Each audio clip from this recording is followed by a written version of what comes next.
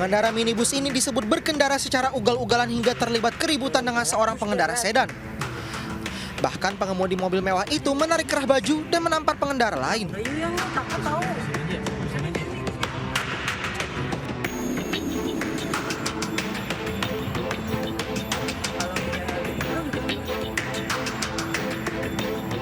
Korban kemudian melaporkan insiden yang dialaminya ke Polda Metro Jaya. Namun pertikaian antar keduanya berujung damai.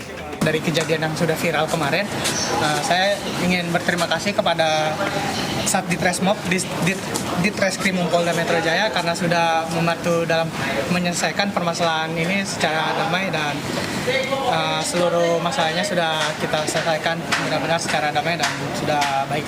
Nggak ada apa-apa, nggak ada niat kejahatan atau apa nggak ada. Ya. Sebelum pelaporan itu sempat ada pertemuan nggak sih Bang antara Abang dengan korban gitu Bang, misalkan untuk berkomunikasi sebelumnya gitu Bang?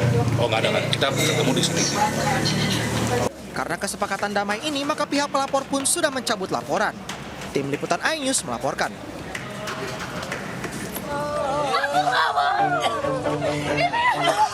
Adikku masih ada.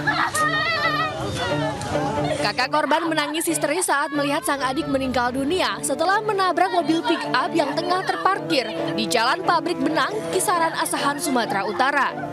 Kanit Laka Lantas Polres Asahan Ibtu Roni mengatakan saat kejadian diduga korban mengendarai motor dengan kecepatan tinggi.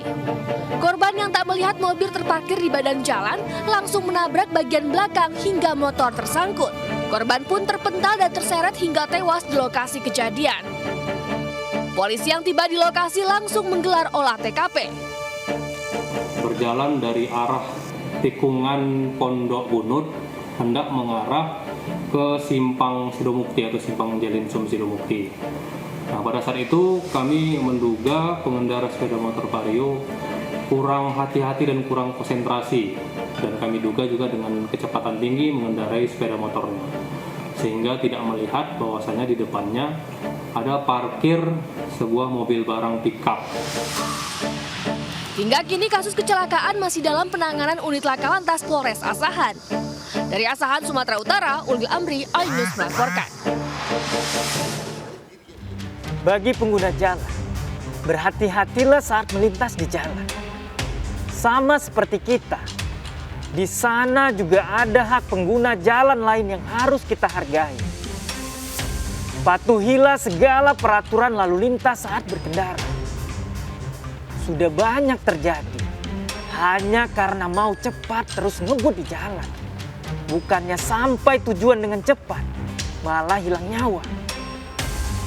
Enggak hanya itu, berkendara ugal-ugalan juga membahayakan pengguna jalan lain. Gue juga ngingetin, jangan sekali-sekali berkendara tanpa memiliki SIM.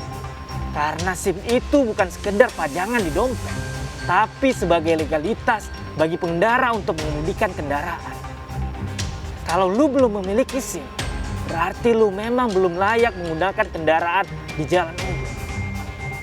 Kalau lu nekat berkendara tanpa SIM, siap-siap pasal 281 Undang-Undang Lalu Lintas dan Angkutan Jalan menjeratmu dengan hukuman kurungan 4 bulan penjara. Gue Bang Andi akan menjadi suara bagi mereka yang resah dan takut. Gue akan menjadi wajah bagi para pengungkap kebenaran. Nah, sekarang gue akan kembali membacakan laporan yang masuk. Laporan pertama dari Wulandari Rahman. Pak, di kota Bantul banyak sekali pemuda yang suka ugal-ugalan sambil membawa sajak. Tolong patroli daerah sana dan beri efek jerah. Karena perbuatan mereka tidak hanya merugikan diri sendiri, tapi juga banyak orang. Laporan kedua dari @si_iwan_. Pak Polisi, tolong tertibkan orang-orang yang suka konvoi tidak tertib di Jalan Raya Puncak. Mereka sering mengganggu ketertiban umum. Kasihan orang-orang yang lagi ngejar waktu terhalang konvoi. Laporan ketiga dari @KevinApriliano21221. Pak Polisi, tolong sering-sering patroli ke daerah Bulungan, Kebayoran dan sekitarnya. Warga jadi resah karena banyak pemuda nongkrong sampai menutupi akses jalan dan mengganggu aktivitas warga lain. Ingat, Anda tidak perlu takut untuk bersuara. Gue Bang Ano bakal jadi suara bagi yang resah dan takut. Gue bakal jadi wajah bagi para pengungkap kebenaran.